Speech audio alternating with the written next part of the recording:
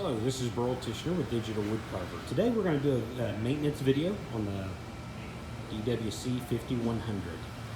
Try to highlight the areas that needs to be maintained, lubricating stuff. I'm going to kind of walk around the machine and point out things that need to be. We've got side rails down here. There is the profile rail and the gears are under here.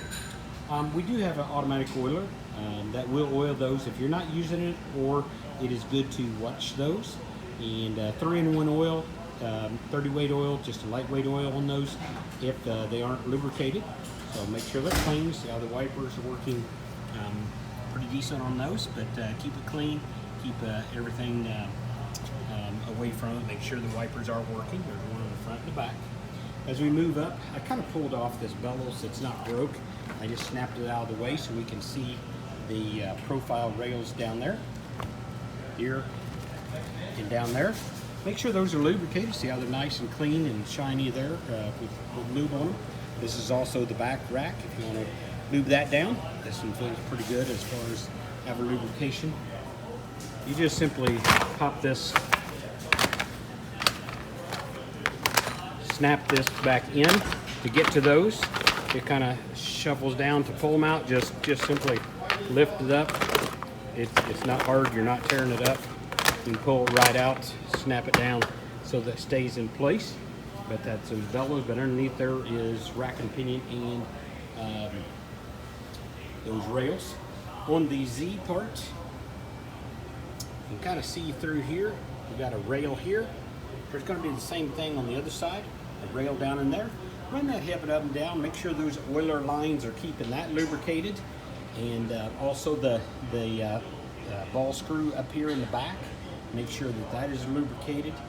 Once again, check the oil system, 3-in-1 oil if it's not, and all those there. If once a week, if you're using it quite regularly, hour-wise, I would say probably every 20 hours. Twice a week if you're using it hard. Once a week if it's easy on that. Let me show you this other rail, and then we're going to go around the control box. But there's the other profile rail on the side here, rack and pinion. Those are upside down. Make sure you get some lubes on those. In our control box, really just make sure you keep it free of dust.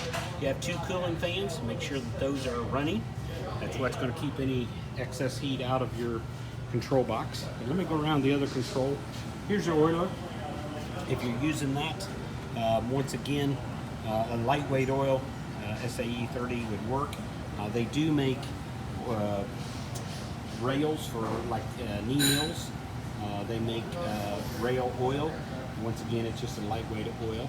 On the back, one of the things that you want to look for is your track. Make sure your track is free of dirt and dust so that it doesn't bind up with sawdust and stuff on that. You do have up inside here, I don't know if a person can see, there is belts.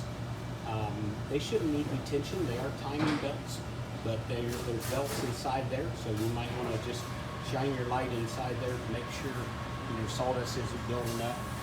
Also, check all your wiring. Make sure that as these go back and forth, you don't have a place where an edge or sharp edge is rubbing the wires. Just kind of visually inspect that. Along with these tracks, make sure you don't have piles of sawdust building up on those. Try to keep the area clean. That's the biggest thing on these things is keeping the area clean, and just a little lubrication will go a long ways. The other is the coolant. It is very, very crucial that you have enough coolant as you're running. If you have a hard run, check your coolant. This level is actually halfway. That needs to be up to about 3/4. It's about halfway. It needs to be up to about 3/4. Also, if you have a radiator, there's generally a radiator underneath. Make sure that's free of dust so that it's not getting built up on that. And overall cleanliness, make sure your connectors are all screwed in tight. Make sure nothing's loose there. And as the cords and stuff that go around, make sure there's nothing that is frayed or the wires are, and that's the motor control wires as it moves through there. You check this side. We'll kind of pull this off. See the rack and pinion there. See the other rail, it's down inside there. Okay.